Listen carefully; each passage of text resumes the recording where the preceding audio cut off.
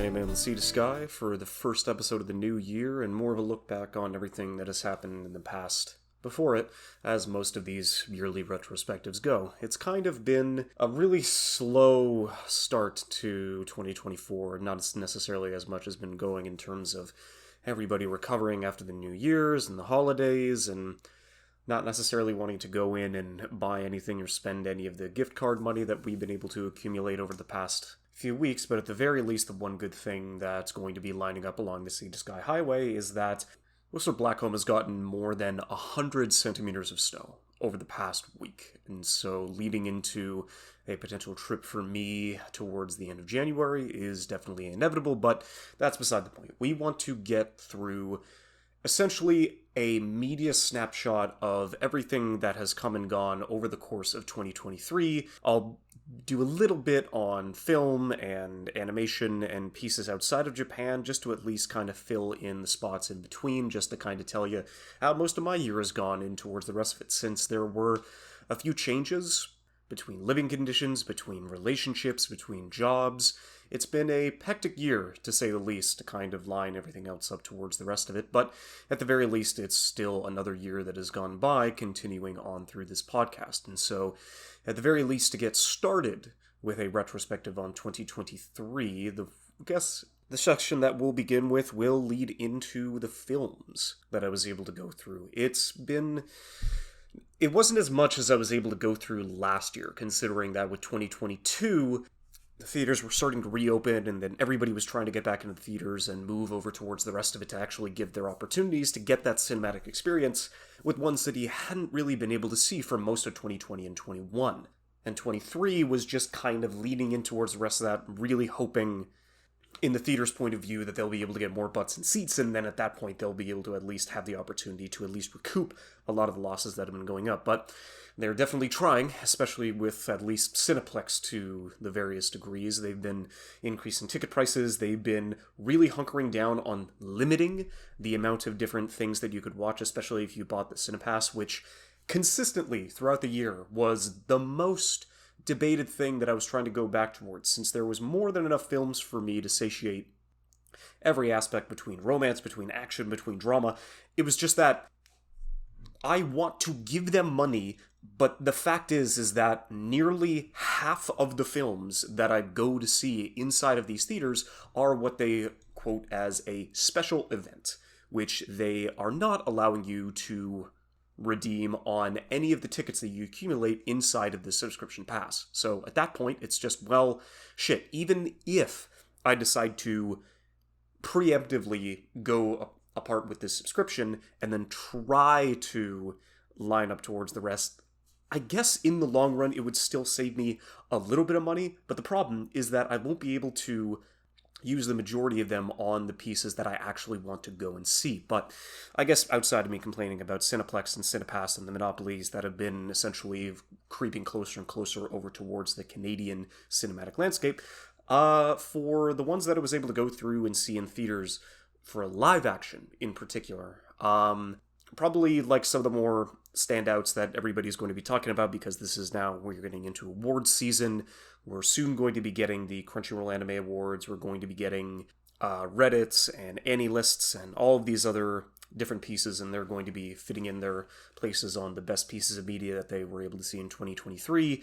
And then the Golden Globes just passed, as well as the Oscars, but thankfully we don't have to talk about the Oscars too much, and that's only going to be a blip leading into what's going to be happening in the first parts of this year. But, I mean, I did like Oppenheimer. For Canadian filmmakers, I'm definitely really glad to say that Blackberry was definitely one of my favorite films as a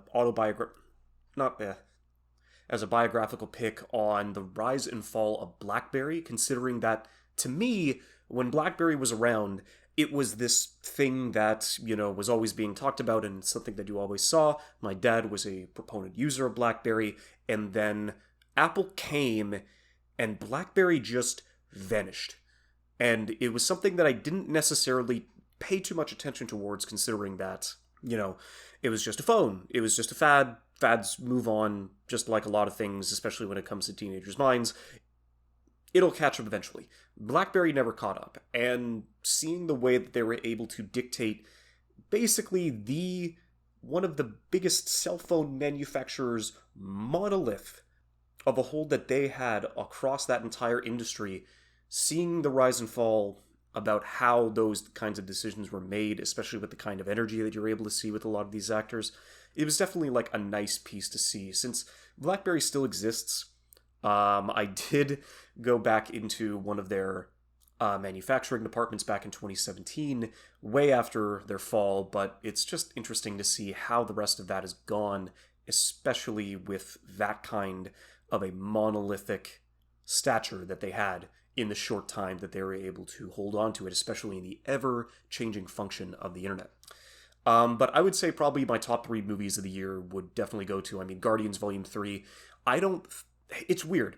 I didn't like it as much as everybody else. I don't think it's like one of the best Marvel outings that has gone towards the rest of it, but I can definitely see how this is an incredibly strong film with everything related around Rocket and his entire history and the bonds that had to be broken and reformed over the course of everybody inside of the Guardians and where that inevitably takes them.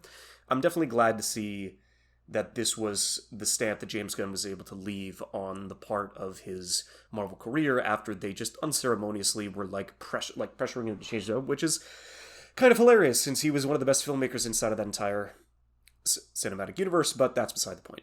Barbie was easily the biggest surprise to me, as was everybody else. It was the cinematic event in Barbenheimer that gave one of the biggest months of energy that cinemas had seen since the pandemic started. And even before that, there weren't as many films. For video games, the thing for me that harkens back to is definitely Doom and Animal Crossing, where these two really different but large franchise games were going to be coming out on the same day, and instead of battling for supremacy, everybody inside of both communities welcomed each other with open arms regardless of the content that both games promised, and it created this harmonious section of relaxation and carnage that just, even though they were such opposites, attracted in such a phenomenal way that led to just everybody relating to both of these projects and both these games elevating each other towards that point. And the same thing happened with Barbenheimer, to the point where Oppenheimer for sure definitely got the better end, because Barbie is a lot more universal. It was something that anybody could go to see and enjoy regardless of the way that they would be able to go that, unless you...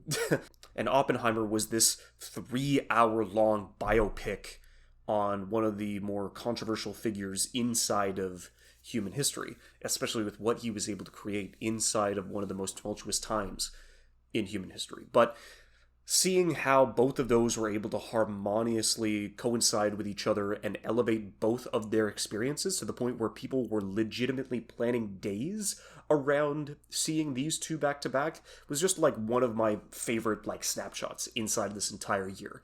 But if I did have to say what my favorite movie of the year was, it would probably be John Wick 4, considering that I was a little taken aback. There were good moments inside of the second and third films of the franchise. I still thought the first one was the best one overall, but then the fourth one comes out and takes every aspect that those 3 films had been experimenting with and turning it up to 11 and cranking out action scenes and scenarios and comedy and relationships and everything that the other movies had built, even though they were essentially just film reels for stunt performers and action romps to be some of the best modern CQC, gun kata, utilitarian force of what John Wick is able to use at his disposal to basically annihilate every other hitman that is coming towards him on any given day.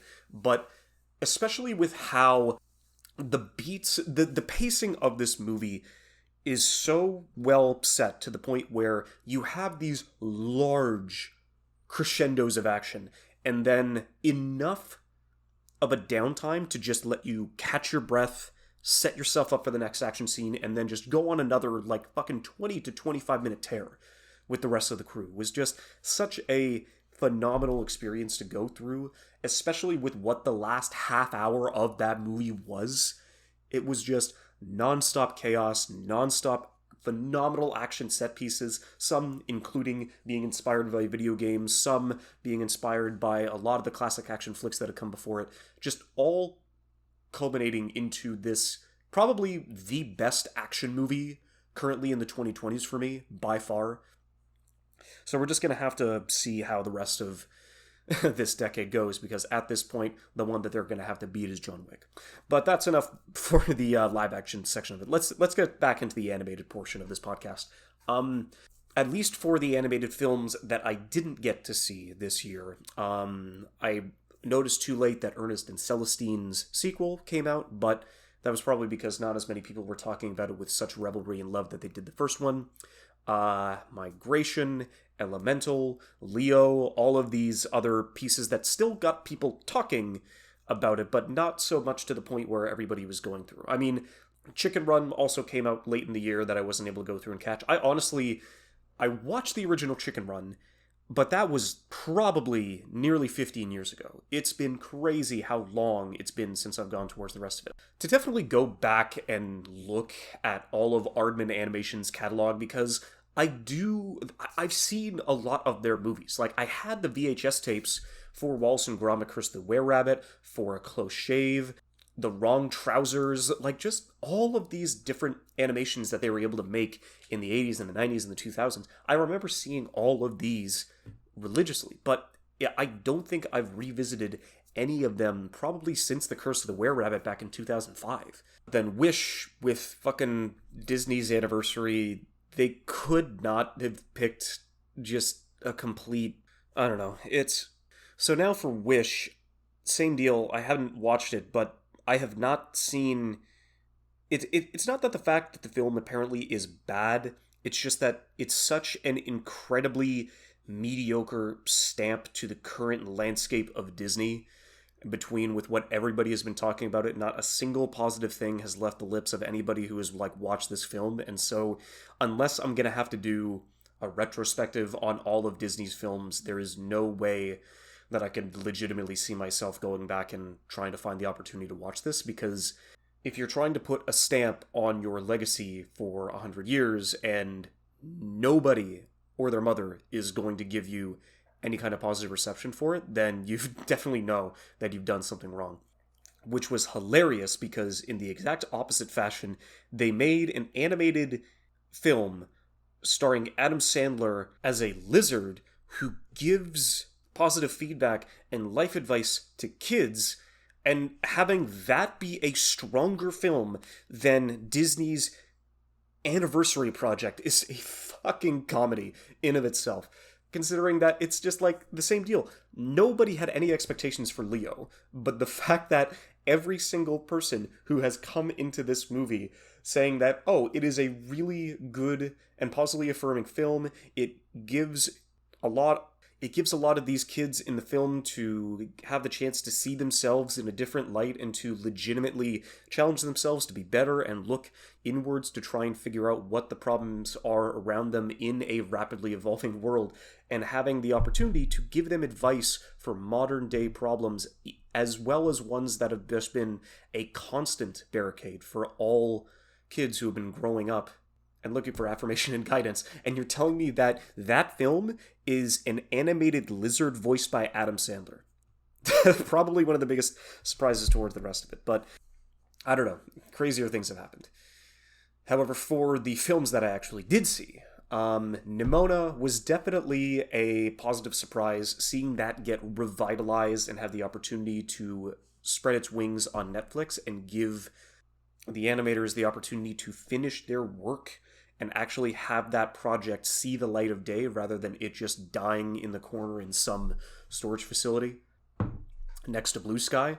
But I would say it was a fine film overall. I would definitely say that the production was definitely middling with the plot progression as well as the pacing.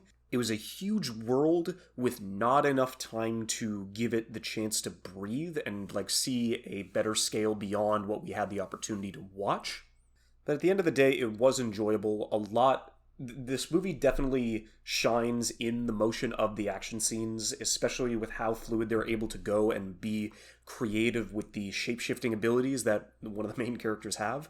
And seeing the comedy just like flip from cute and cuddly to chaotic and disturbing was just a really good sense of whiplash to kind of like keep the characters like grounded inside of the world. But it was definitely nice to see how this was able to finally see the light of day, and I'm definitely glad to see that they were able to go through and give us the opportunity to watch it, and I can't wait to see what this team does next.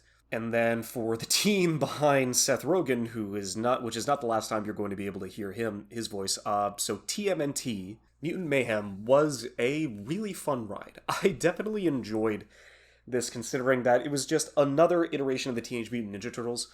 I watched the animated series as a kid. At least it was the 2D version that was put out on YTV and Teletoon.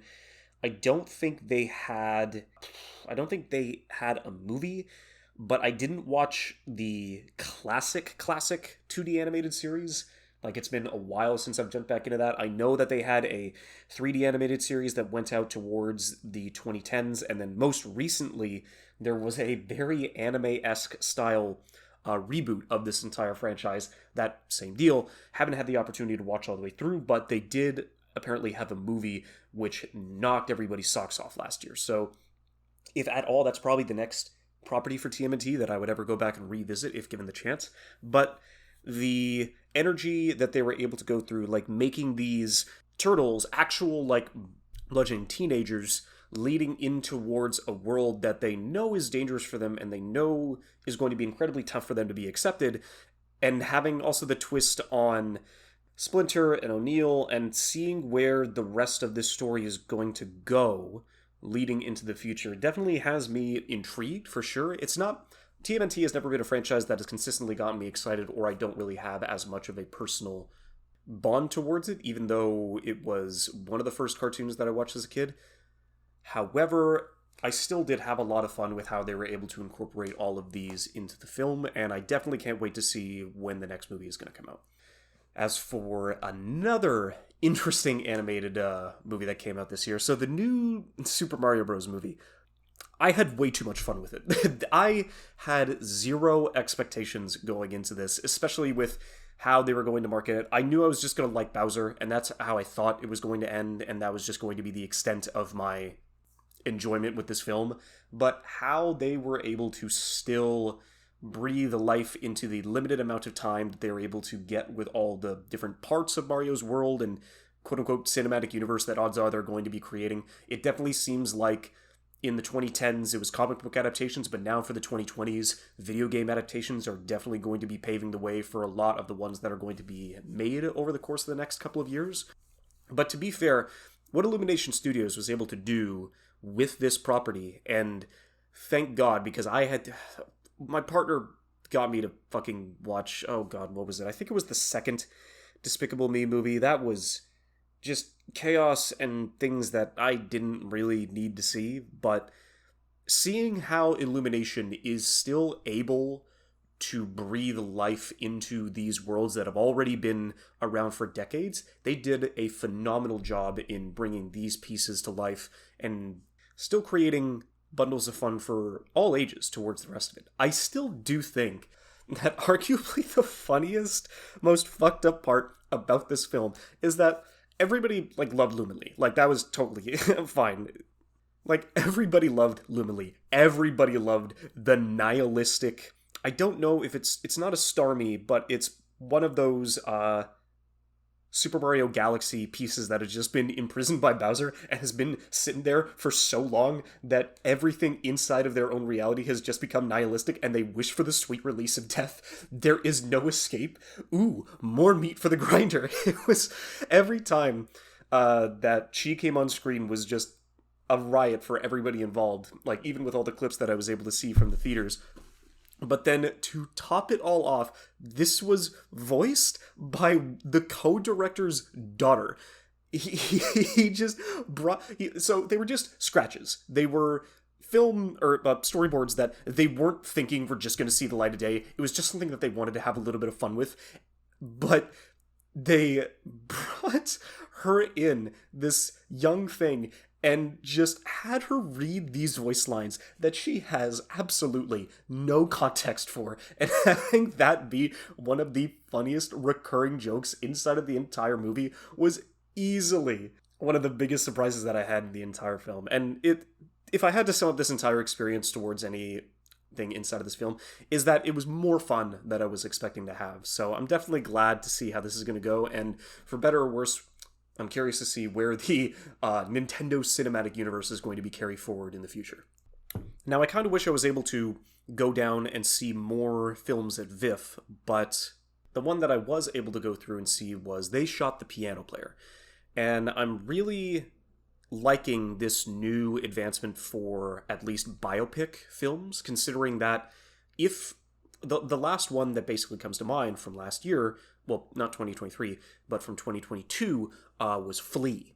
And Flea had the opportunity because not only did they have a way to rotoscope and essentially have a new dynamic to bring these harrowing stories to life, but it also works very well is that if you just rotoscope and animate and rename, then you could essentially almost interview anybody with the safety of anonymity, especially when it comes to really problematic scenarios and points in history that not a lot of people have seen the light on. And the Piano Player definitely gives that new style and breathes a lot of new energy and the jazz that was able to be showcased throughout the entire film. Since this mostly goes back into Brazil, inside of one of the leaders of the samba jazz groups, inside of the height of the bossa nova music movement that was essentially sweeping, where almost everybody in North America was listening to Brazilian jazz music. And it's narrated by Jeff Goldblum. It's honestly like one of the better biopics that I'd seen towards the rest of it. I would still give Blackberry a little bit more of a nod over it, but for ones that are interested in the history of jazz leading on between the Americas, I would definitely give this one a recommendation. And so probably the best non-Japanese animated film that I'd seen was easily Spider-Verse 2. I mean, there's not really a lot that I can say about Spider-Verse 2 that hasn't already been said. The only negative thing that I can basically say is that it is a midquel. So it's not a complete film. We will, hopefully, not by the end of this year. I do not want this movie to come out in 2024. I don't want to put any pressure on the guys that are trying to get this out, because even after everything that came out, and even though I love the movie, and even though everything revolving around with the new action, the new characters, the new villains, everything that has been building up inside of this franchise, but the fact that, as most animation studios go, nobody was having a good time inside of any of these productions, and even more specifically, that they don't even know what the ending is going to be. They legitimately are concerned because they're expecting it's we gotta have it out by this date. You'll see it by the end of 2024. It's I really fucking hope not, because there is no way that they can do this again for nearly 2 hours with the limited time that they have. I know that because it's a midquel, they already started production by the time the movie came out in theaters, but you need time. You need to just not crunch them any harder than you already are if you want this third film to be as successful as the ones that have come before it. Especially for the fact that this is a two-parter and it's going to have a conclusion. The only negative thing, like I've said before, that I can say about this is that I just want them to be given the time to actually have the opportunity to finish this in a way that they would be satisfied with.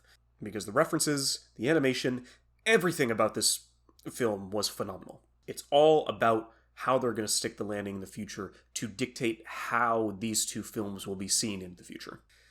So now, we're almost a half hour in, and I think I should probably start talking about anime specifically. So in terms of the anime films that I was able to see this year, there weren't as many as there were in 2022, but at the very least it was able to be a good enough opportunity to catch up on a few of them. Although, looking at my list, there's basically only 3 of these 7 are not sequels to pre-existing properties. But I guess we'll get one of those out of the way, which, even though I say that least favorite anime film of the year was the Kaguya Christmas special. It is in by no way a bad special. I really did enjoy it. Everything related about Kaguya-sama Love is War is a phenomenal rom-com, arguably the best in the industry that I've seen. And the way that they were able to go through and adapt the Christmas session as they are, quote-unquote, like getting into the throes of being a couple, it was definitely nice to see a lot of these animated, since this was one of the first arcs that I was able to go through when I was reading the manga. Since, what was it? I believe it was after season 1. I ended up starting to read the manga, and that was right about halfway through season 3 was where I started reading it, before I ended up going back, seeing how a lot of these were able to go through, and especially go through... Oh yeah, I guess one of the biggest things that happened to me this year was that I was able to hold my first panel at Anime Revolution, and I don't know if I'm ever going to be doing that again, but it was definitely a nice experience to at least give myself a little bit of perspective on the people that go through and put on a lot of the programming inside of all the future cons that I'm going to be attending. I mean, I'm trying to get me and my buddies to organize a outing to Otakuthon out in Montreal this year, and really excited to see if we're going to be able to find the time and the budget to make that work, but only time will tell, and I'm really curious to see how the rest of that's going to go. But the Kaguya Christmas special is definitely, like, if you like Kaguya, you're going to like this as well. It's really charming, really well put together. I don't think Kaguya gets any better than season 3 was able to pull off, but they're still going to be doing a season 4. I'm really curious to see how that's going to be going over with a lot of the people that have been invested in this series, but only time will tell. But leading on to number 6, which would be Suzume. So it's one of those odd films where there's not really a lot for me to say about it, because it wasn't great, it wasn't terrible, it is a middle-of-the-road film for Makoto Shinkai. I definitely thought it was better than Weathering With You. I didn't think it was as good as Your Name. It was fun, especially to see a main character be that gung-ho and that forward about what she wants. It's like, damn, she's gonna go after this college student. It's like, okay, all the power to you. Considering the amount of shit that she had to go through over the course of this film, she deserves anything she wants once she finally gets home. There were a few points where you didn't necessarily know, I would say either between the editing and the writing, where how a lot of the systems of spirituality worked inside of this film, also on how a lot of the characters' motivations were a little skewed, especially, like, that fucking white guardian spirit cat was extremely creepy. I mean, yeah, a lot of people were seeing it as an incredibly cute fit, but every single time it was on screen, I was getting chills, because it's like, this is a fucking trickster. But the fact that it did all of this damage and then is shocked to find that the main character doesn't like the fact that he's been causing all of this chaos throughout Japan, it's kind of like, dude, are you fucking kidding me? I don't know. Whatever relationships were broken towards, or partway through this movie, do get remedied. There was a lot of good, like, portions of comedy towards the rest of it. I did like the Ghibli references, especially when it came to the kinds of music that they were able to go through and portray in the film. It looks phenomenal, like every single Comics Wave film has done beforehand. So, essentially, if you like Makoto Shinkai and you like Comics Wave and you still haven't seen this movie, I don't really know what to tell you, because odds are you've probably already seen it, but would I wholeheartedly recommend it? I wouldn't think so. I would probably go recommend more of Makoto Shinkai's earlier works, but this was still a passable film. But leading on to a film which I had no real idea on what essentially it was until, like, the last 5 minutes, would have definitely been Psycho-Pass Providence. This came out later in the year. Psycho-Pass as a franchise has been so all over the place ever since the conclusion of the first season and the first film. Controversial is not really the way to put it, but where a lot of people just have conflicting thoughts about everywhere this franchise has gone over the past couple of, well, I was about to say years, but it's been over a decade since the first season came out. But where it's kind of gone is, I like parts of it, but now it's not so much of a thinking piece as the first season was. It is more now just like a cool sci-fi action romp that comes around every now and again. And I do still enjoy that because I do like the cyberpunk, I do like the futuristic action aesthetics that all of these go into. Providence film was no exception. Although it's really interesting to see where this kind of lands in the timeline. It had been long enough since I had seen Psycho-Pass 3 that I completely had forgotten where Akane was over the course of this entire timeline, but Providence is not necessarily a midquel, but it is something that is placed between, what is it? So you have Psycho-Pass 1, the movie Psycho-Pass 2, the 3 Psycho-Pass OVAs, the other Psycho-Pass film, now another Psycho-Pass film here, which is Providence, and then Psycho-Pass 3 for the entire timeline. Because in the entirety of Season 3, Akane is barely mentioned only as this stoic figure that has been locked up for a crime that we have no idea the basis of. And this film will give you the basis of that crime. And that was the biggest surprise for me towards the rest of it, because it was still a phenomenal action flick. I just want Kogami and Akane to be happy together.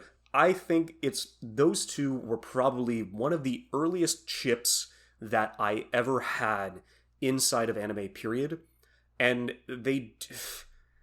Akane wants to stop Kogami from doing bad things, but Kogami is always going to be the stoic. Sometimes you gotta do bad things in a bad world to stop the bigger bads from committing more bad, and it's like, oh, I'm still gonna stop you. And man, if they were on the same team together, if they were, a little more closer to one another to stop the other from doing bad things, like, oh man, I wonder what happened between there. It's I don't know. They're easily one of my favorite ships. I was really glad to see them have at least a little bit more opportunities to see each other in this film. And I do think, if anything, Psycho-Pass is either going to have it's really tough to say. Either a 12 episode, 10 to 12 episode final season, or one more final film, I would say.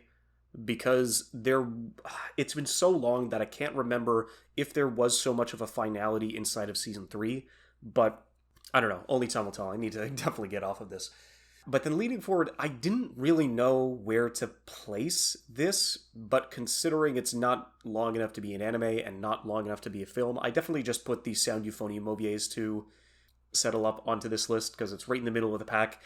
It's one of those where it's been such a long time since I've seen this cast come back, and every time they do, for me, there's just a sense of joy to go through, because the charm and the bravado of this cast that consistently brings back all of these joyous feelings towards me is something that definitely can't be understated. I really love the majority of the characters inside of this show. I love their dynamics, I love their ships, I love their feedback, I love their conflict.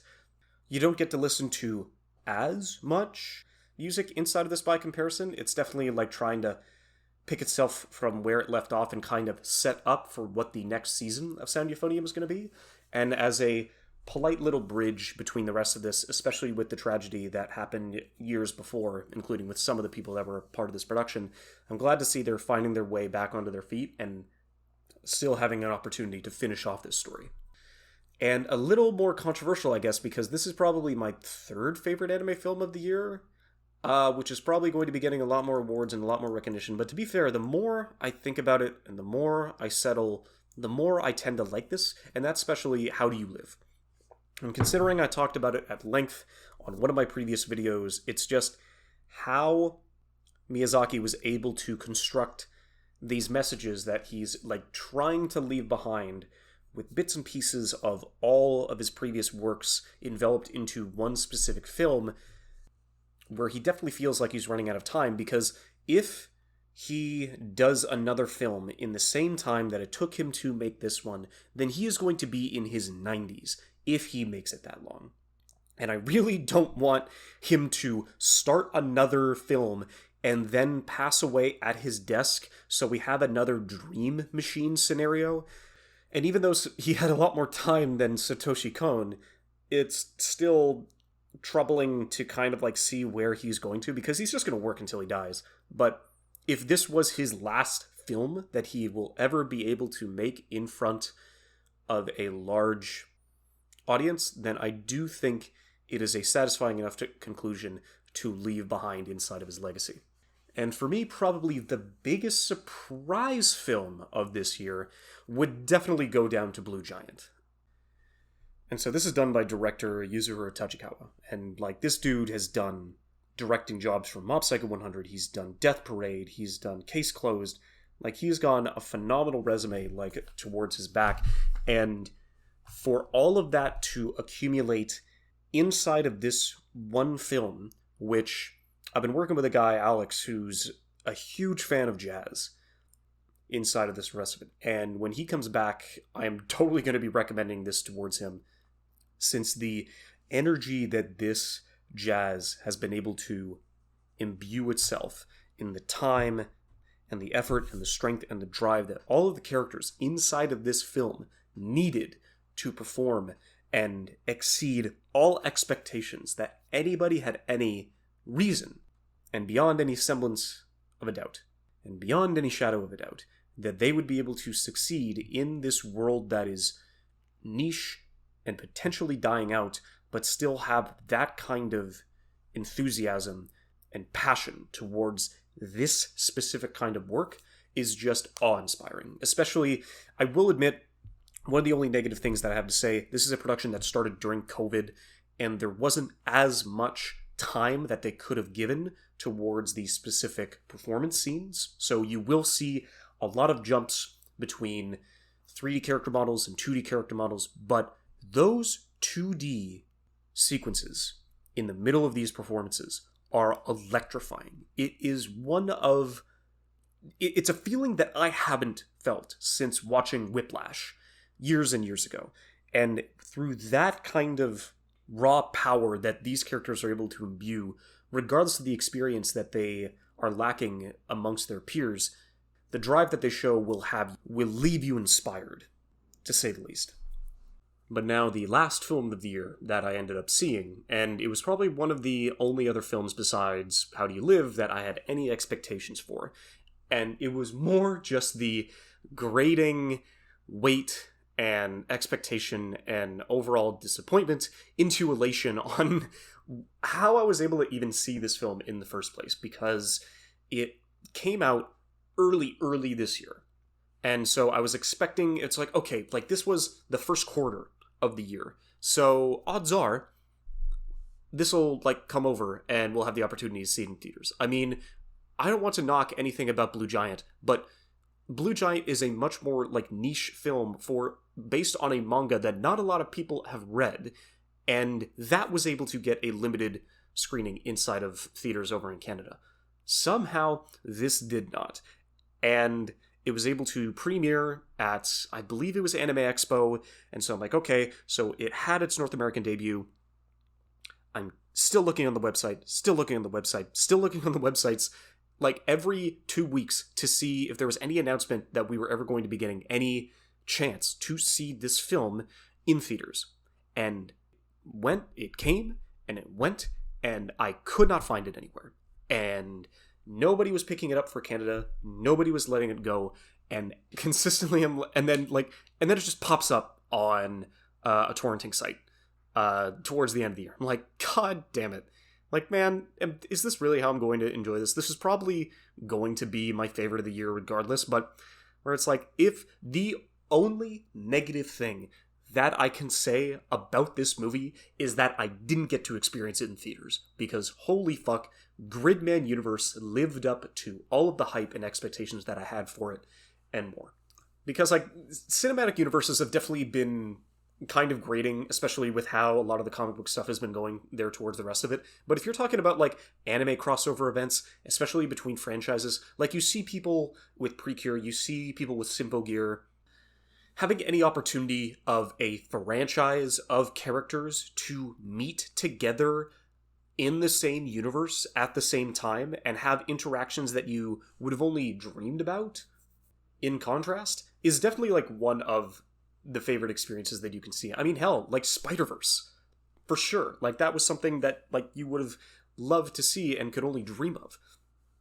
But seeing what Gridman was able to do, having them literally gattai and combine in literally every single potential combination that you would have been able to see between the different characters, the different mechas, the different weapons, the different sections, the different pieces of Gridman that you were able to at least switch and swap between, like you were playing with like one of your favorite action figures as a kid.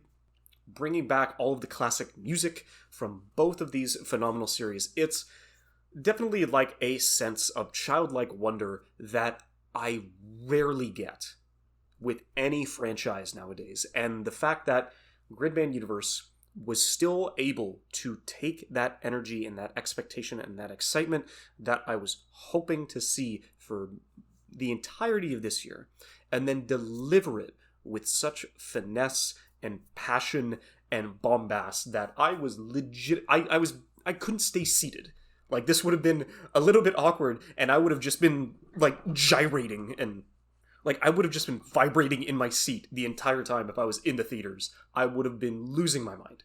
So for sure, like, this would have been this is definitely like my favorite anime film of the year.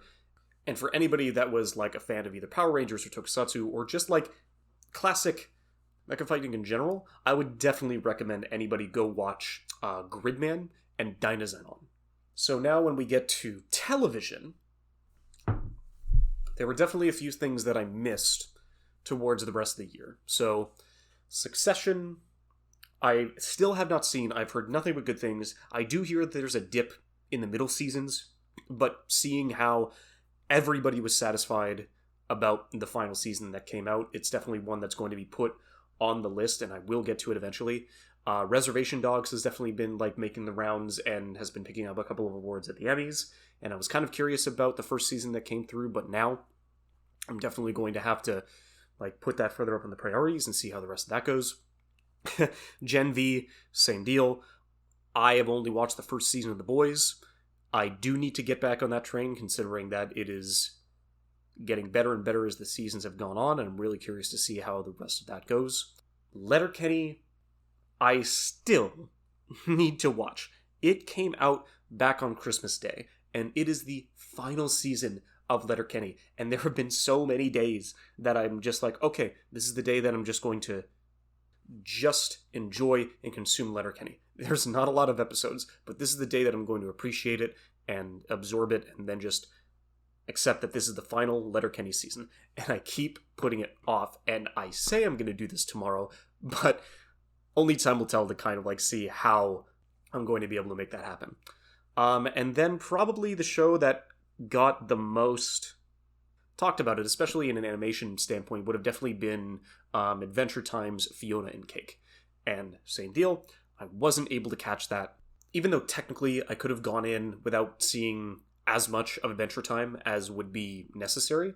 Seeing that everybody was a fan about how it was able to conclude in such a way, with like the fact that it's an open and closed story, definitely had me interested, so I'm going to have to wait and see how that happens. Back to live action, at least for the ones that I ended up seeing, I watched the first season of Only Murders in the Building with my partner, and I thought it was fine.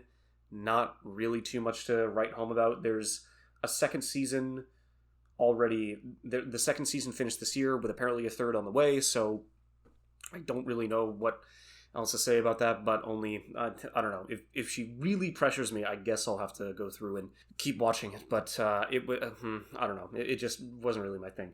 Ahsoka really was Star Wars Rebels season 5 or 6 for a lot of people. It's one of the only pieces of Star Wars that I haven't been able to see, because I did go back and rewatch Clone Wars, but Rebels was only something that I know through lore videos, and that was definitely something that I went back. It's like, after the first episode came out, it's just, okay, let's watch about an hour of lore videos to kind of like catch me up on who a lot of these characters are, because odds are they're going to be the ones that I'm going to be watching. It was cool to see those callbacks, even though I wasn't, definitely wasn't for me. And it's cool to see the setup of the next big bad of the Star Wars universe. However, I really didn't it really just wasn't that much of an impact for me, for sure. I did I did like the Clone Wars episode. I did like how they were able to incorporate that in the story, but outside of it, there was just a lot of stuff between pacing, between there not being a lot of just character emotion being portrayed inside of the show, which is definitely why I was glad to see Ezra at the end, but I don't know. It was fine. It was not great. Kind of the same deal with Mando. The third season of Mando that came out this year, it kind of came and went. It took me a while to realize it's like, what else came out in 2023? Oh yeah, Mando season 3. It was cool to be brought back and see Mandalore again inside of this universe, and it was fine. They did the biggest thing to me is that they were bringing back pieces of Star Wars The Force Unleashed. So if Starkiller has the opportunity to potentially be now inside of Filoni's universe, that would be kind of crazy, especially with where it's kind of like, look, the Force powers are getting crazy, but you know it would be crazier to see like this kind of a character over the course of Star Wars, which to be fair, he would be pretty old right about now. However, I would like to see that happen. I did get to go see and watch the first season of The Bear. I know the second season isn't out. I haven't jumped into it just yet, but the first season of The Bear is phenomenal. It is stressful. It is fast-paced.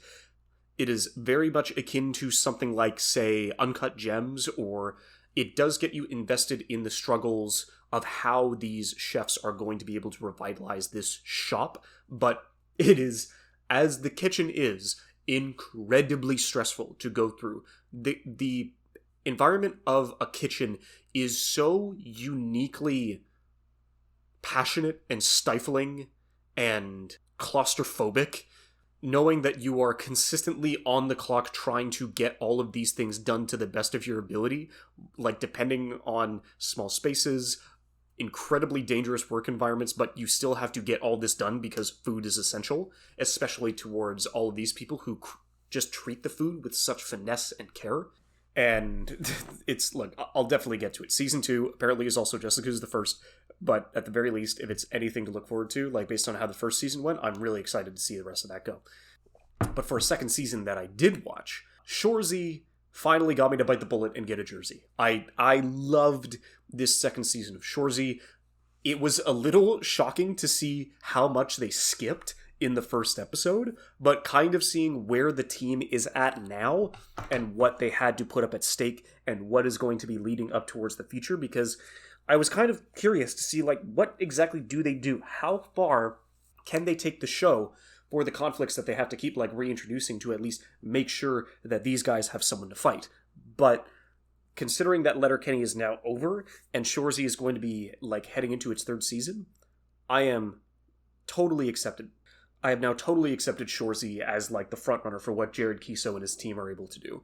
And even though Letterkenny is now completed, with Shorzy leading into its third season, I am still just as excited and really glad to see that he's able to, even with a similar story, give it a unique enough twist to have people invested and enjoying it for a lot of the same reasons that Letterkenny was able to make us fall in love with in the first place. The Last of Us, phenomenal season of television.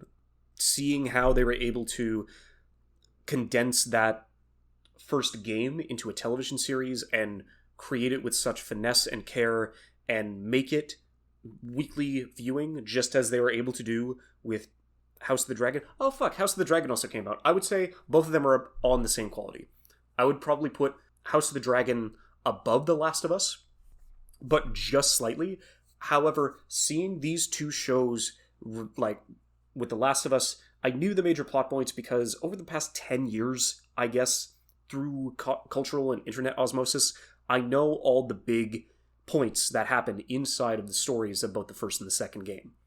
But they did a phenomenal job incorporating everything that story was able to tell and everything that first game was able to accomplish into this one season of television. I do think they could have made the last episode a little longer, and regardless, I'm really curious to see, because I know that the second game is controversial.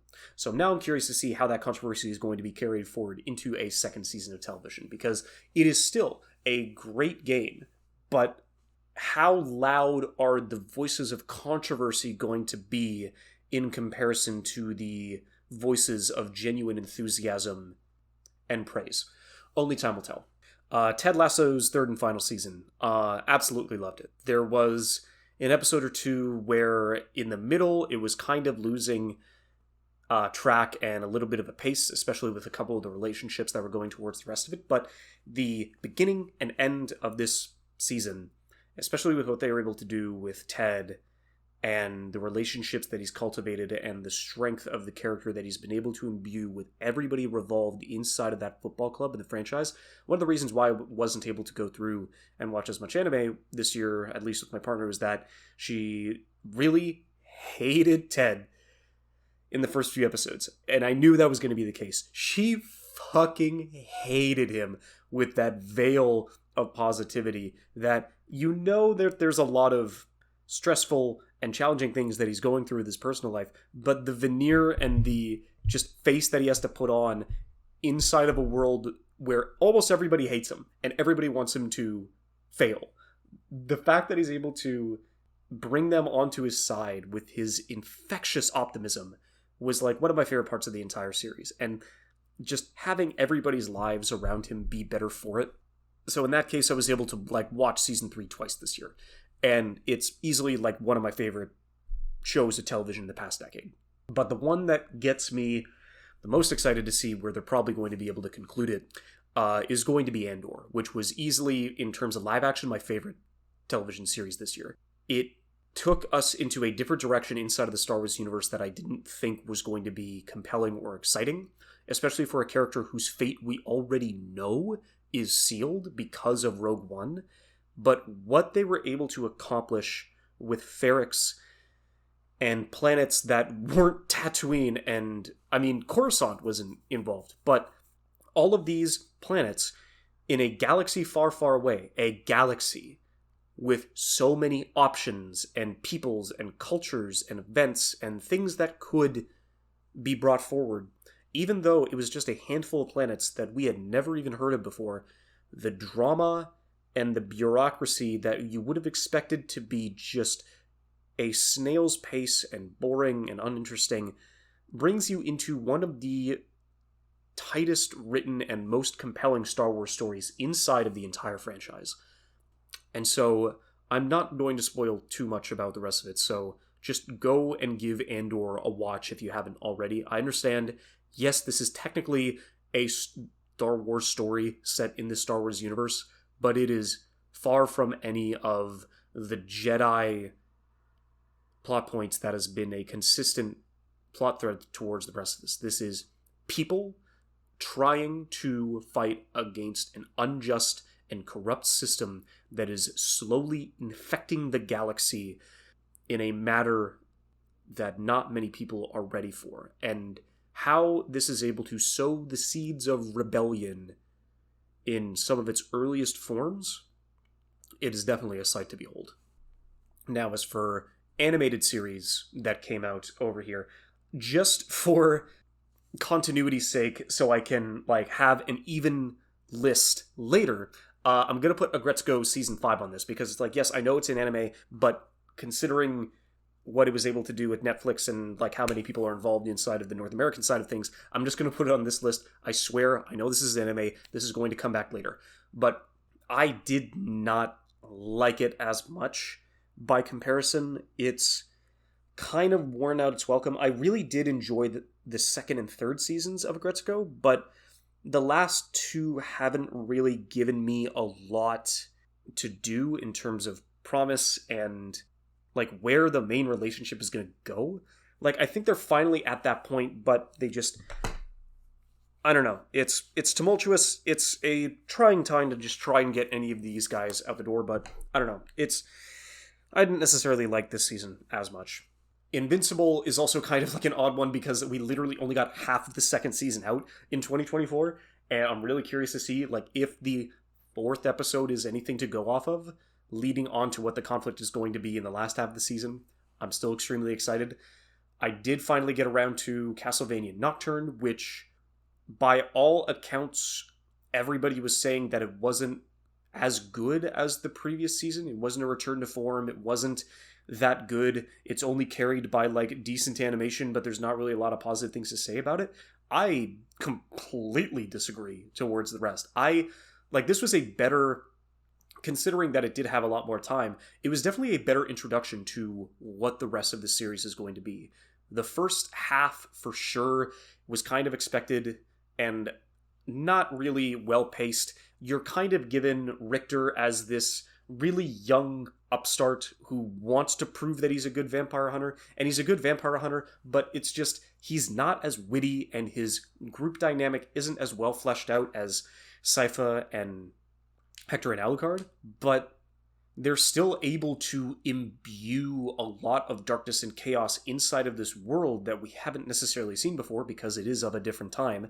It's more the world around it and the ideas that they're setting up towards the future seasons and the new characters and old characters that have been reintroduced and brought back to kind of see where the rest of this story is going to go. It has gotten me more invested and excited than the first season of Castlevania was able to do, which is definitely a little bit unfair considering how late the group dynamic is introduced inside of the first season of Castlevania, but at the very least, this show was able to get me invested and excited about the new characters that we're going to be following towards the rest of this, especially with the dynamics of the events that happened. And honestly, I just really can't wait to see what they're going to be able to do for season 2. And then in terms of manga that I read this year, the ones that are consistent that have been going through towards the rest of it, it's kind of like romance is like a decent half of what I've been reading throughout the most of this year. But so I mean, The Fragrant Flower Blooms with Dignity.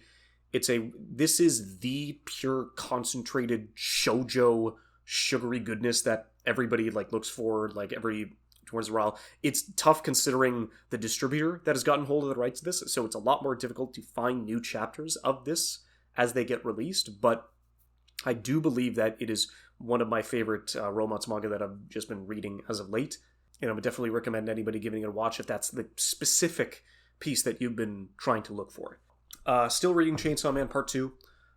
It's been really fun to see where a lot of these stories have gone, especially with the prophecies and the chaos that is going through. The chapters that I'm reading now are finally hitting that point where shit's hitting the fan, and there's going to be a lot more action where that came from.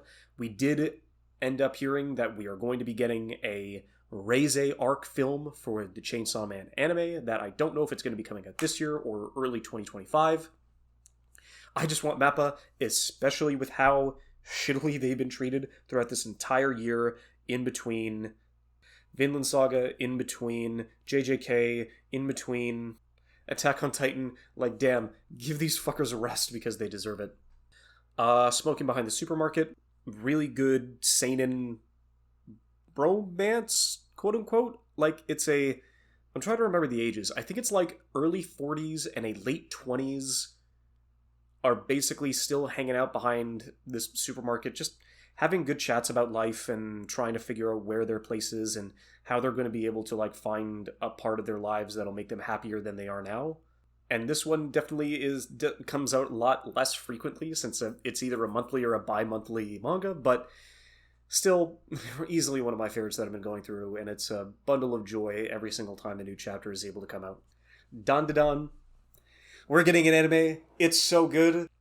It's easily like my favorite shonen manga that's coming out towards the rest of it. Like, I haven't jumped back into My Hero in about 30, 40 weeks. So the fact that Dan is the one that has been like going through and just pumping pure adrenaline and shonen fight energy into like what we've been able to see over the past year, I'm really glad to see that Science Saru was able to get the opportunity to have the chance to adapt this, and I really can't wait to see where the rest of that goes. In terms of another manga that I've been reading that also has been getting an adaptation, sports romance is a very rare thing to be done right, but when it's done right between Chihaya Furu, between Baby Steps, and now the fact that Blue Box is going to have the opportunity to get adapted and show the kind of dynamics that we're able to go through and see in here, I legitimately can't wait to see how the rest of that goes, because I love all the characters that are invested in this. I want to see these ships sail. I want to see these people find happiness not with the people that they think that they want, but with the ones that they actually need. And we are currently in this part of the manga where the romance is now taking a backseat to the legitimate pieces in the drama of the sports that each respective character is going to go and fight for. And I am really excited to see where the rest of this is going to be going into 2024. And then the final manga that I was able to go through and start this year, considering that after Pride of Orange came out, God, I can't even remember if it was last year or 2021, now that we have a legitimate hockey manga in publication, it's getting me excited. Dogs Red is written by Satoru Noda, who was the same dude that did Golden Kamuy, and it's kind of like a remake of one of his first serialized manga, which is Supina Marara, and that was the same basic plot, but he wasn't able to complete the story. He had to end it unceremoniously since it wasn't getting the numbers that he needed, and so he shelved it. And now, with the success and the notoriety that he's gotten throughout Golden Kamuy, he is now having the opportunity to rebuild and recreate this Hokkaido hockey epic. And I am legitimately excited to see how the rest of that goes, because if in the coming years that this gets popular enough, and this has the opportunity to go through, and we will finally get a good hockey anime, I'm fucking excited. Although not necessarily too propped on Japan's hockey ambitions, because I did check through Division A after the World Juniors. Real tragic to see Canada go out in the quarterfinals, but I was like, ooh, what's happening in Japan? Kazakhstan was able to win the Division A tournament, and now they're going to be inside of the next World Juniors coming out next year. What about Japan? They didn't win a single game inside of Division A. They were at the bottom of the divisions. Like, oh my god, no. It's so far off, considering the success that Japan was able to get inside of the World Cup, but they're not making as good enough strides in the world of hockey. That's definitely a little tragic, to say the least. And now to conclude with the final list of the episode, we do have, for me in particular, my top 23 anime of 2023. Except there is a little bit of a caveat, especially with how I was able to put Agretzko in the quote-unquote Western TV section, but that's beside the point. I'm just trying to get this relatively even, because I did watch more than 23 shows this year, and I had to narrow it down somewhat. So, at the very least, these are the big ones that I wasn't able to see throughout the year. So that's why none of these are on this list. So I mean, Golden Kamuy got a new season this year. Once that series is done and they are announcing the final season, I am so going to be jumping into this, because with how the last two seasons have gone and all the positivity that has been imbued inside of this chaos that I keep hearing about, especially with all of the events that happen inside of this, it just keeps piquing my interest more and more. So once I know that the anime is concluding, that is when I'm going to finally jump on the Golden Kamuy train. But the same can't be said for Tokyo Revengers. I don't think I'm ever going to have the opportunity to get invested or get interested in this. It really does not seem like it's up my alley. I did watch The Warriors way back when, but even then I don't think it's even close to there. Why the fuck are all these gangs middle schoolers? I have no fucking idea. Bungo Stray Dogs had a new big season come out this year, kind of the same deal. I watched the first season way back when, but it didn't necessarily get me too invested to the point where I wanted to go and continue with the series and watch the movie. So I don't think I'm ever going to get back onto this. And then Mushoku Tensei's new season is definitely it will take a lot for me to go and watch this series. Yes, I'm sounding like a broken record. I said this last year. I mean, the animation is apparently phenomenal. The world building is excellent. The side characters are really well informed and complex and have a lot of decent conflict that goes out towards the rest of it. The fact that the second season, or whatever season you want to call it this year, was about Rudy's erectile dysfunction is probably the biggest turnoff and anti-recommendation that you could ever give to me towards the rest of it. Yeah, just start watching it now. I swear it gets good. Dude gets erectile dysfunction and fucking hates everybody. It's oh great, that's really good. That's a phenomenal piece. But it looks good. It's okay, yeah, no, but there's gonna be shows on this list that also look good, and I didn't like them at all. So it's Definitely not one of my priorities, as I will get into later. But shows that ended up starting this year that I unfortunately didn't get to. Buddy Daddies, I think it was just at the time I was already watching Spy Family and I didn't really feel the need to watch this, even though nothing but good things have been said about this show. And apparently, like, you could call it a conclusion. And so it would be like a really nice watch to go through on a raining day that's like completely done and concluded. I think it's only like 11 or 12 episodes, so only time will tell. Hell's Paradise, shonen, seinen, I guess because there's a lot more killing than expected, but there's a lot of killing in shonen, so the power system is fine. The animation is good at points. Mappa, I know, is doing this, so that was another fucking tick to add to the death list. Like, it was another one of those where it's like, okay, well, it's a shonen, and I've seen all these before, and you're telling me it's good, but it's a good shonen doesn't mean it'll be, like, as good as the greats that I've, like, seen a lot more before. So it's just a lot more difficult to get into those ones specifically, so it just wasn't as much of a priority. Tomo-chan is a girl. I had read the manga consistently, and to me, watching the clip highlights on YouTube was just as good enough of an experience to kind of like see how the characters were in motion. The jokes were still as funny as they were in the comic. Everything else was lining up. If you asked me, it's like, hey, should I read the manga or should I watch the anime? I would just say, because it's a more complete package, go watch the anime. Actually seeing those jokes being translated in the moment and seeing them in motion, I honestly would say that they're probably a lot better. But same deal, because I've read the entire story already, it wasn't too much of a priority for me to go and watch it. I started the first couple of episodes of Shangri-La Frontier. I will get to the rest of it eventually, especially considering that it's also airing in this season.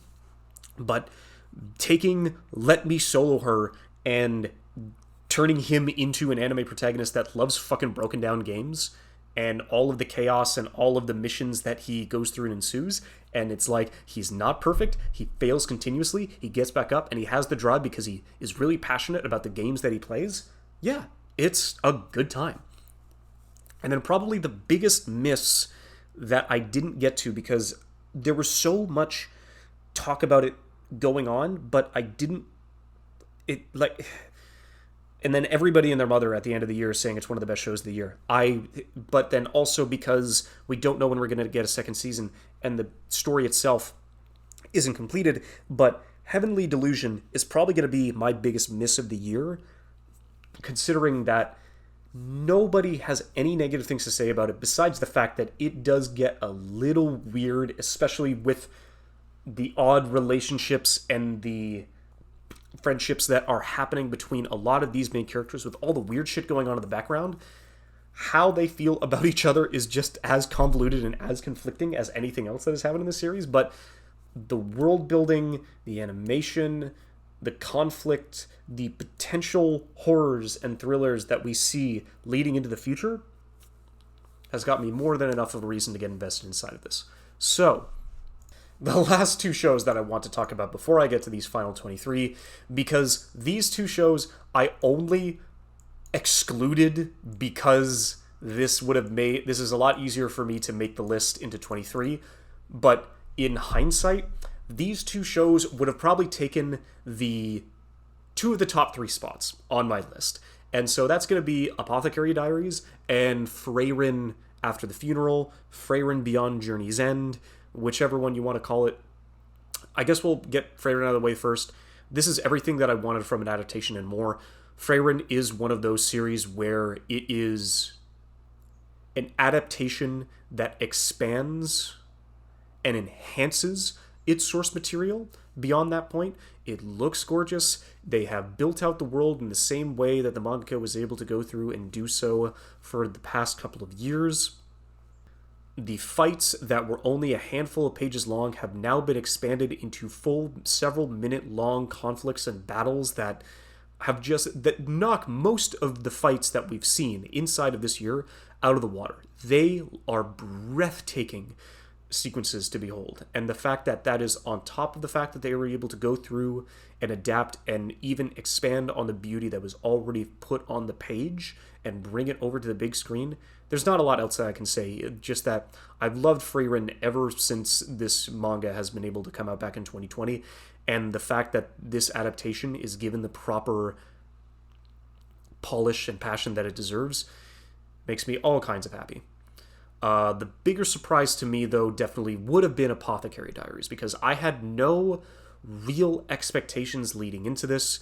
It was a novel that is being adapted towards the rest of this inside of a Chinese period in history. But Jinshi and Mao Mao are probably my favorite duo in this entire year. The way that they bounce off of each other, the way that they're able to go through and exploit the other for either time or resources or management or anything else that they need. They're not a couple, but you could totally describe these two as a power couple, especially with the kind of influence that they both have on the inside of the palace of one of China's like greatest houses and seats of power inside of the entire country. And seeing the way Mao Mao is able to interact with the world that she knows is unfair, that she knows is discriminatory against women, and knows that they all just view her as something, as a piece, not really of something that is of a piece of life that is valued, but just something that could be so easily snuffed out and thrown away if they even look or inconvenience somebody in such a wrong case. And how she is able to warp those perspectives into a source of power for her and to live a life that she wants to live, it was nothing short of exceptional. And it is easily like one of my favorite shows of the year. However, with the top 23 shows that I watched this year, the one at the very fucking bottom is easily going to be Demon Slayer's third season, which you can call me contrarian, you can call me a hater, you can call me all these things. Oh, don't worry, I am. But it has been a while since, like probably since Promised Neverland Season 2, that I have been thrown off of a show so much. But for Promised Neverland, it was a greater fall, because I loved the first season. And the second season was just a much greater descent into madness and chaos. Demon Slayer, I didn't have as much of a fall. I liked the first season. I liked the movie. The second season exacerbated a lot of the problems that I had in the initial parts, which is mostly that I don't give a fuck about any of the characters or any of the conflicts that they're going through. Just none of it. It is easily one of the best looking shows of the year. Ufotable is not going to be dropping the ball on any parts of their production for sure, but it's just the shonen battle formula that they feel that they're trying to elevate is just not working out in this semblance. And yes, it looks cool. Yes, arguably it could. Actually, no. This is the biggest problem, because in all of the fights that happened inside of this season, none of them were exceptional. None of them were breathtaking. None of them really took you into the moment like a fight did from any other season or movie that came before it. And so the fact that the action wasn't as bombastic, the characters had to pick up a little bit of that slack, but there are no characters to begin with. None of these characters are fun. None of these characters are interesting. Sure, Boar Boy, Inosuke, has a lot of chaos and a lot of energy to go and bounce off the rest of the crew, but none of the crew is interesting enough to carry the show in their own right. And the two Hashiras that we ended up getting this year were some of the most bland and boring pillars that you could have seen inside of what is supposed to be the strongest swordsman in the rest of it. Their quote-unquote backstories and gimmicks left none to the imagination, to the point where they were just so bland and flat. And so they were consistently dragging out flashbacks and episodes for uninteresting characters that you did not give a fuck about. And then the final episode being a double length, turning all the rules of this show on its head for a surprise reveal that legitimately got me angry. It's like I did not care about the rules or the system or the characters, but at the very least they were consistent. The fact that they are setting up a final battle to the point where they are going to disregard everything that has happened beforehand and then turning Nezuko I pray to God that they give Nezuko speaking lines in the next season where she is actually able to form complete sentences like a proper adult that she is. But if they're just going to like give her that moment and then having their cake and eating it too by just being this childlike walking MacGuffin for the rest of the series is just so fucking asinine and stupid. Like, I'll watch this with my buddies when I go over to their place, but there is no real reason for me to continue the story at all. I will watch the highlights. I will watch the inevitable potential best fight of the year whenever they have the opportunity to go through and revisit it, but wow, has it been a while since a show has been able to so succinctly throw me off of the bandwagon and lose any investment that I had in the show. I guess, oh boy. I mean, after that, for a show that I wasn't as passionate about, but I don't know, I didn't hate it as much, would have definitely been Isekai Vending Machine. My partner recommended this. She really liked the design and the characters, and I did like the knowledge and the depth of the opportunities that you could have for vending machines, especially ones that come out of Japan. And as an isekai, it was fine. I'm not an isekai guy, but judging how the last half of the show, they were definitely running out of ideas, and then it turned into just a standard fantasy guild. We need to go and fight to acquire currency and coins. But the stuff that happened like outside of it, yeah, just not as much intrigued me as it did in the first half. So that back half definitely kind of did take away from it a bit. The Ancient Magus Bride second season had 2 different cores throughout the course of the year. I think it could have just been 16 episodes max, maybe even 12. It was in the message that they were trying to give was essentially one that you could read from the first time the main character was introduced.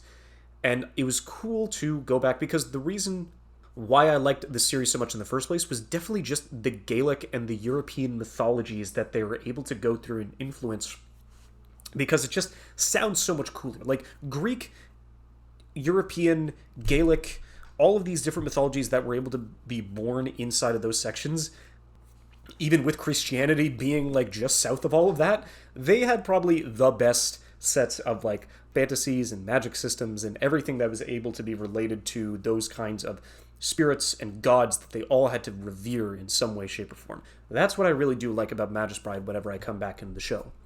But the build-up and the conflict and the stories which are going to be continued on into a new season was essentially one where you knew where it was going to end from the first episode, and the fact that it took you 24 episodes to get there definitely made it a bit more of a slog.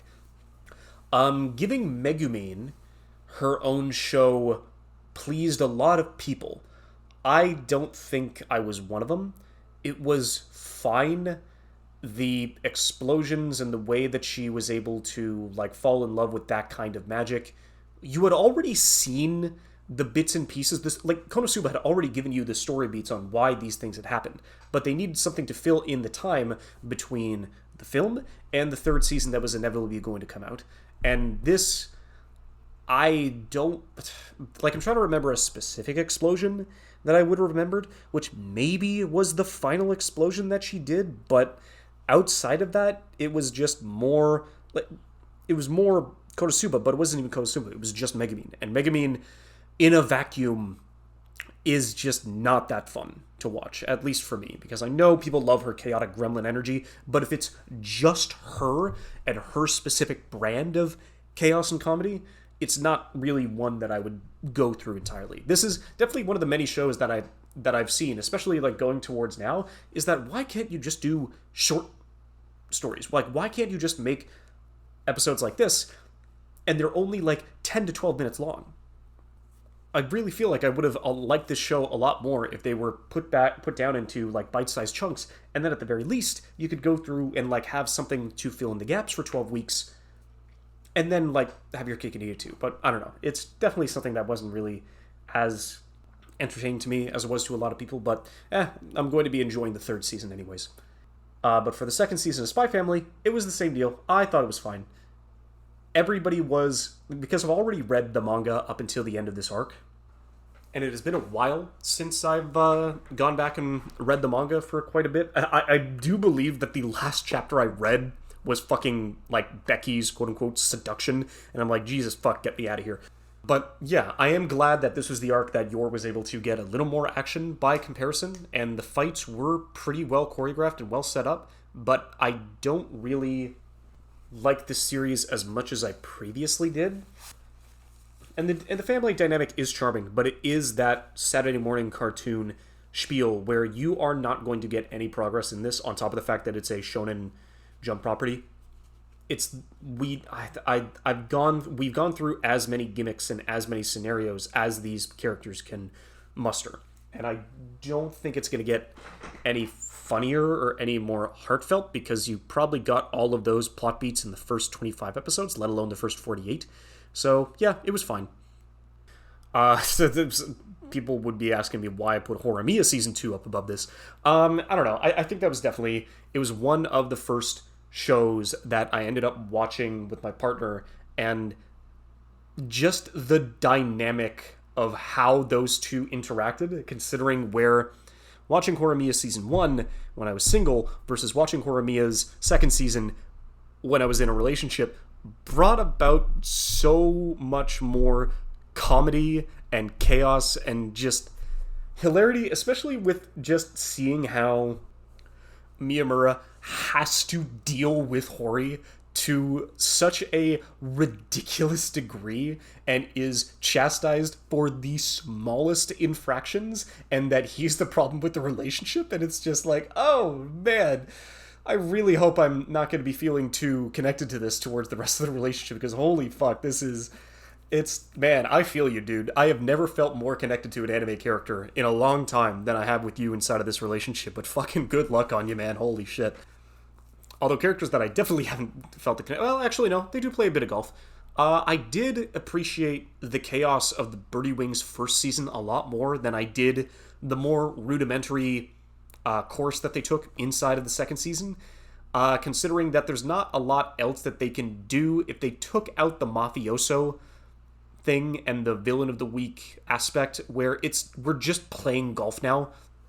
We're just swinging harder, and now there's like terminal golf disease, which is probably the only other way that they could have introduced conflict to kind of see where the rest of the story was going to go. But the potential they could be sisters conflict was just so ridiculous and out of left field. It's just kind of like, God damn it, man. Like, why do you really... Is this really what we're going to be doing now? This is like the crazy twist. But besides that, it literally introduced all these conflicts only to end in a way too quick and way too, like, satisfying method for that to be, like, anywhere well thought out. And I did love the chaos that the first season brought. I just didn't think the rudimentary style that they tried to reintroduce in the second season lived up to the magic that they had in the first. But in terms of another season 2 with Bleach, or at least the second part of the 1,000-year Blood War, the fights were fine, because that's basically all I'm looking for here. I've only seen so much of Bleach, and none of the points that they have done, or none of the fights that they did inside of this season, because this season was all fight. There was no slowing down. Everybody was fighting. Everybody was getting into a conflict. Everybody was pulling out Uno reverse cards from their ass constantly just so they could keep these fights going. I'm trying to even think, like, if I did have to go for a favorite fight, probably Kenpachi, because Ichigo's reintroduced... Everything revolving around Ichigo sucked this season, dude. Like, it was so trite, and like, man, this is how they're going to reintroduce the boy? It's like, Jesus Christ. But yeah, probably Kenpachi, just showing what a monster he is. Although we did get to see Rukia's Bankai, so that was cool, but yeah, there is not a lot left in this show that can surprise me. So I'm just curious to see what the fights are going to be looking like in Season 3. And if there are going to be as many Uno reverse cards as there were in the second season. Because I just want to see a fight, dude. It's like, this is the height of my power. This is the height of my power. Cool, fight, go. Let's just see what happens. Stop saying, oh, I can go even further beyond. And it's just, dude, you've said that 4 fucking times in the past 5 minutes. Please don't. Please reach a ceiling for the love of God. Let's see. Ooh, we finally get to another romance, or romantic killer in this case. I thought, as a ridiculous shoujo premise, they did do a lot of the satire really well, especially with how most of this was set up. The stalking aspect is definitely something that is going to be curious to see how well that's going to be going, but seeing the jokes that they were able to pull off, especially with the scenarios that they did set up, I want to see those characters be happy in the long run. But this was a completely serviceable romance, and it was totally fine. Now, as for another one that leads up, it didn't. It really does have me concerned because the manga just completed, and they just really wrapped up the first season of the show a little too neatly, which really has me concerned that they're not going to be doing a second season. But Insomniacs After School, same deal, really cute, really love the dynamic. It was another manga that I ended up reading, I can't remember if it was 2019 or just in the beginning of the pandemic back in 2020, but this is a really nice, really quaint romance that you get to see out of two kids who are struggling with issues that aren't of the same magnitude, but have problems that do stem from some of the same roots. And to see how they're able to overcome and interact and grow closer with each other because of those, but even in spite of those problems, it was really nice to see how that relationship was building and how they're going to continue on to that into the second season, if there ever is one, because I don't know. I really just kind of hope so.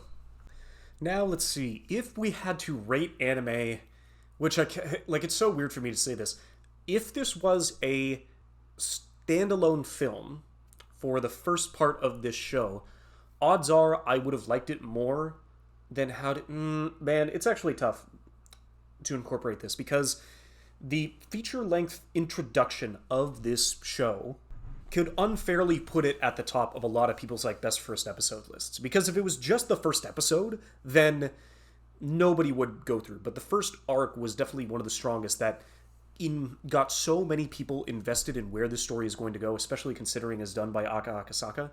And Oshinoko did have an incredibly strong piece. Like I said before, I'd only read the first chapter, totally dropped it, and then so not knowing what was going to happen in this first arc leading into the future. All I knew is that it was just going to get to some kind of teenagers and I had no idea where.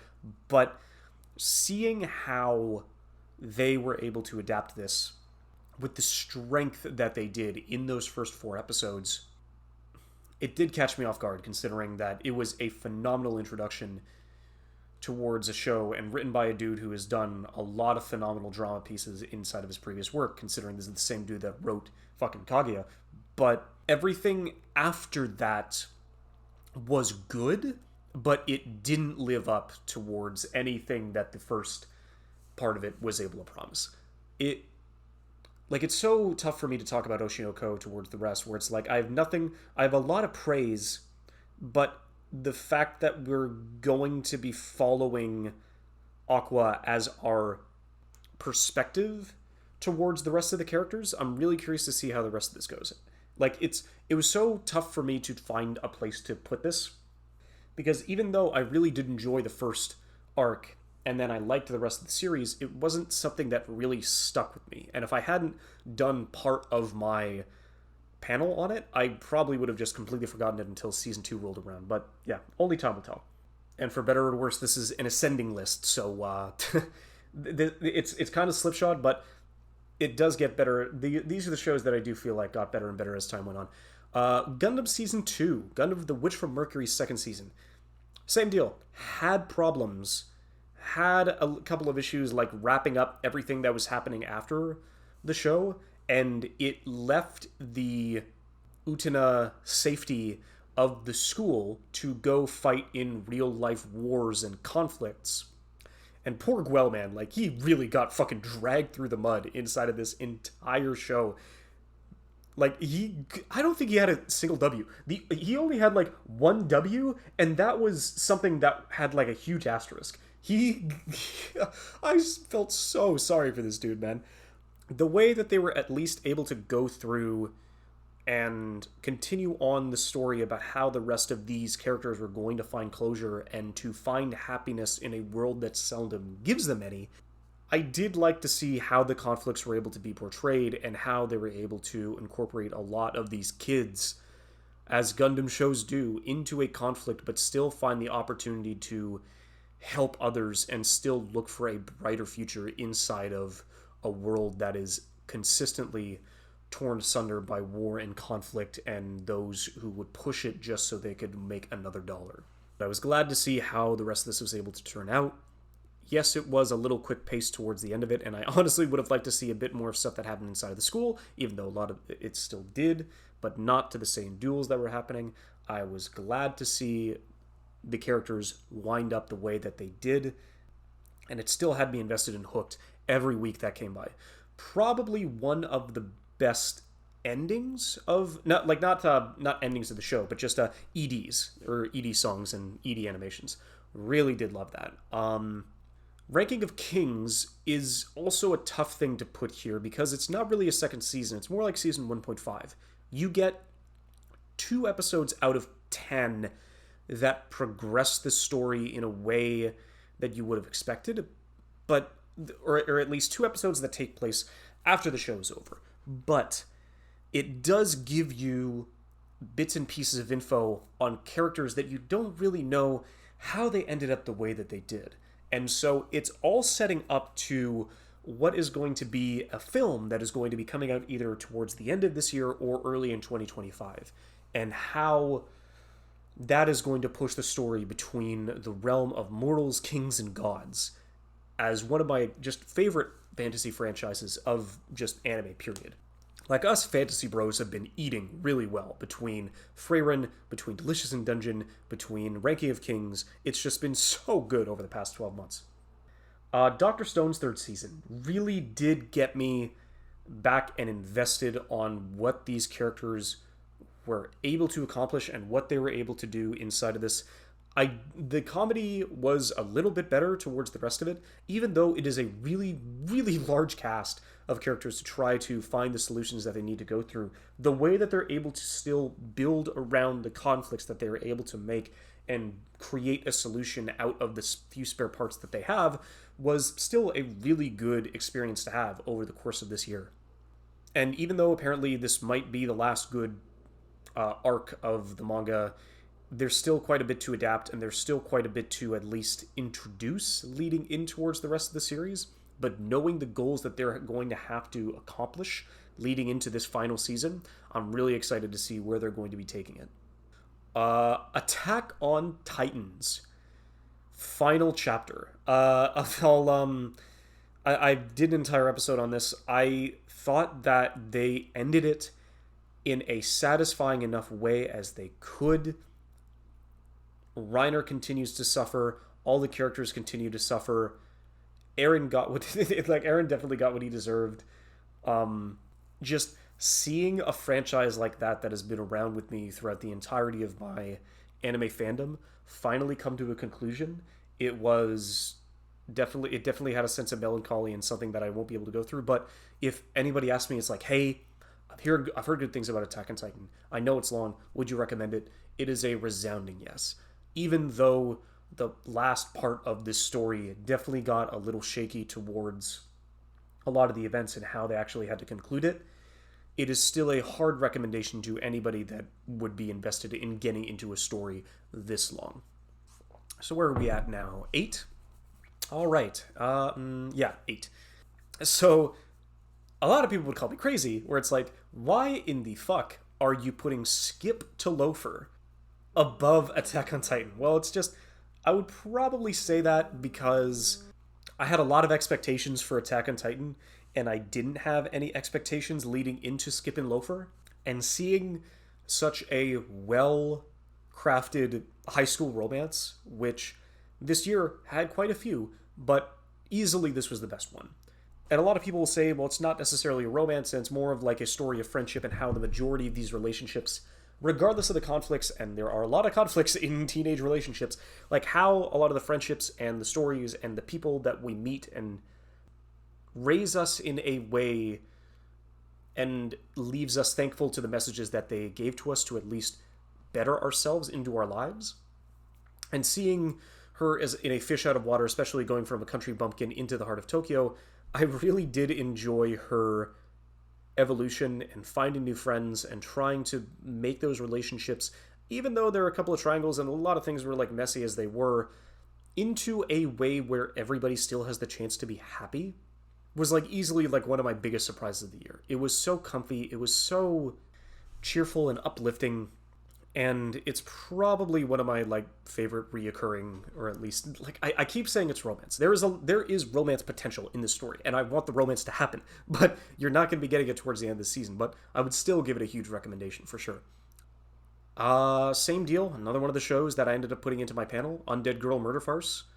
You have an immortal woman who is just a head, who is a detective, who is in a birdcage, who has a battle maid, who is potentially a lesbian, who is inciting the help of an Oni, a artificially created Oni, to help her find her body over in Europe, where they have to fight a ghoulish squad of killers headed by James Moriarty, who then comes into Sherlock Holmes and Dr. Watson, who also has to fight between Arsène Lupin and the Phantom of the Opera, who is also fighting Frankenstein, and Jack the Ripper, who then has to incite conflict between werewolves.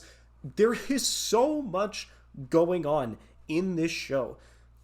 But the direction, because it's the same dude who directed Kaguya, the same dude who directed Rakugo Shinju, even with the fact that the Oni, he consistently like recites Rakugo lines, which is also kind of funny. This has quality characters, quality writing, quality conflicts, quality action. Basically, every single check down the board is phenomenal. And the fact that we're going to be getting more also has me incredibly excited. So these two back to back were really interesting because they both have had production issues as like one of the major proprietors of a lot of the conversation that happened around these shows. So like I guess a joint between the rest of it, if I wanted one that I enjoyed more than the other, I think I probably enjoyed Zom 100 a bit more than I did Jujutsu Kaisen's second season. JJK's first 6 episodes, I believe, probably, I honestly do think that they, considering how one of the characters only got introduced at in the literal last seconds of the final episode, I don't really think that would have been the case. But the first 6 episodes of the second season of JJK, with probably my favorite opening of the year, was just bar none. Well, actually, no, it's top 2. Same deal. These shows have a lot in common. The second season of JJK has its faults, has its problems. Most of it's due to production. Part of it was that it was being done weekly, and most of it is the problem of MAPPA's CEO, who is really trying to force production pieces into ones where they don't fit, and then everybody suffers as a result. But the fights that we did end up getting in the back half of JJK's second season were extremely exciting and put on such a ridiculous scale that it puts so many other modern shonen to shame. Like, this is probably my currently favorite, currently airing shonen by far. And I'm really curious to see how the rest of this is actually going to be introduced later on into the show. But at the very least, probably one of the better arcs. Like, if you want to talk about, like, 2 of the best openings, Oshinoko, with its first 4 to 5 episodes, and then JJK with its first 6 were absolutely phenomenal. And then my top 2 openings of the year probably goes to JJK's first opening and then Zom 100's first opening, once they were finally able to complete the rest of it, because Zom 100, also with a new studio, had a plethora of production issues, so much to the point where they actually had to legitimately delay it to the end of this year to even just get out those final 3 episodes. But man, I really do love that opening. Man, the first episode of that was probably one of the best introductions that you could see to anybody. Like, that introduction had so much passion and baggage and weight by comparison to everybody that worked on that show, that it was really hard to just not be as excited and as free as they were when they were finally able to break apart the aspect ratio and break into a new kind of life that all of those animators wish would be able to have. But yeah, both of those are phenomenal. JJK is still the best currently running shonen. Zom 100 is a phenomenal story about taking your not taking your own life, taking life into your own hands and giving yourself the drives and the freedoms and the dreams that you used to have that you lost along the way. But at the very least, it does give you a chance to restart and give yourself a new perspective on life to try and move forward. And then for new perspectives, the Vinland Saga Season 2.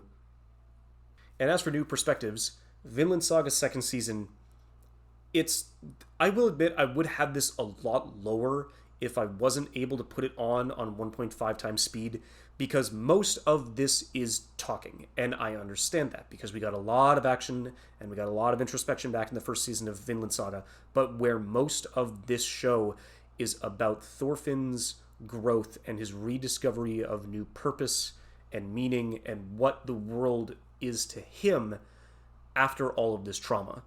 And after what he thought was going to be his goal in life was taken away from him at the end of the first season, and what he is going to be doing moving forward. And so the fact that we have been able to get a season, which, to be fair, I do think you need to fast forward because a lot of the talking is slow and a lot of the points are going towards, that does not undersell how powerful a lot of these moments are and how much you must persevere inside of those odds that you are against you to find even a semblance of happiness leading into a world that seldom gives you any. And so Vinland Saga was easily, as for a drama, one of the best shows of the year, by far. But another show that came in, and I don't really know what to say about it, and that's probably Trigun Stampede. Because there were a couple of episodes that just had me a little bored and was really curious to see where the rest of it was going to go. And then the other half of the episodes were just fucking blowing me out of the water to the point where some of these had the best episodes of the year, period. The first and last episode of Trigun Stampede is just easily one of the best starts and finish to get you invested and intrigued into a world, especially with the design and the finesse and just the overall production that Studio Orange was able to embed into this story, where it's got pieces of the anime and pieces of the manga, but to then rebuild it into another story entirely, which then acts as a new setup for a potential sequel that is going to be coming out later, either at the end of this year or at the beginning of 2025. I know I'm a broken record saying a lot of those, but probably 2025. It's such a unique production and a unique project to take upon themselves, but with what they were able to accomplish, with the new ideas they were able to imbue inside of Trigun's universe, and to give it such polish and such character in stories and universes that you don't get to see as often. It was easily one of my favorites of the year. And one that ended up coming out late in the year as well would go down to Naoki Urasawa's Pluto, as a very thinly veiled allegory towards the Iranian conflict. It was a really powerful story leading into what was just expanded upon a short story put inside of Astro Boy's universe. And they do a phenomenal job where it's just, do androids dream of sheep? How advanced can we make AI and androids and robots until they're not even discerned as people? These are questions that have been asked before and answered in many different ways in many different stories about, futuristic robots and the like. I mean, hell, we even had Astro Boy several decades prior. But the way that they were able to adapt and they were able to enhance that kind of a story into a production that I'm pretty sure is was over 5 years at this point, but gotten to a degree of polish and set up, especially with the mysteries that were being built over the course of this story, where the action's phenomenal, the characters are well-defined and given so much more humanity than you would have expected inside of a show where the majority of its cast is dominated by androids and beings that had gone through a war and is looking for a reason why humans aren't the most detestable creatures on the planet. And it's hard to argue that. However, It had some of the best scenes that I had seen inside of this year, and all just condensed into one phenomenally well-paced mystery, thriller, action detective story, and it is one of the best recommendations that I can give inside of 2023. And now, I was really contemplating it, and I really do think that probably Apothecary or Freyrin could have taken this number one spot if not for my fucking ridiculous, list-making scheme just to bring this down to 23, but even though I have talked about it at length, and even though the fucking argument still stands about is this an anime or is this not, I mean, I do believe that with the amount of fun and with the amount of passion and with the new story that they were able to rebuild into the way that they were able to collaborate, especially with Brian Lee O'Malley and his team, Scott Pilgrim fucks off. The rebuild of Scott Pilgrim fucks off, or in this case, its actual title, Scott Pilgrim Takes Off, is easily my favorite anime of the year by far. It got me reinvested into a show and a franchise that I really felt like I had already experienced as much as I could have, but now knowing how good the graphic novel is, now knowing how good this anime is, and revisiting and reappreciating how good the film was that Edgar Wright was able to go through, it is one of those franchises where every single iteration is a 9 out of 10 or more. They are all so phenomenal in reimagining these specific parts of the world to create an experience that I have talked at length before, but to give it its own unique story and its own unique message and its own unique themes over the course of 3 different adaptations. It's just such a phenomenal way to just bring forward this kind of adaptation, and I really don't think that any more inside of Scott Pilgrim can be done justice, because you've got it written, you've got it animated, you've got it live action, you've got it in a video game. I think that's the final nail in the coffin for this franchise, but it is not a nail that signifies the death of something that is going towards the rest of it. It is one that is you are basically just putting a nail up on the wall to frame. It's kind of like, oh yeah, no, Scott Pilgrim, one of the best media franchises of all time, bar none. Oh boy, I'm really going to have to try to find a way to edit this down to somewhat of a more consumable degree, but yeah, I'll get to it when I get to it. Loved 2023.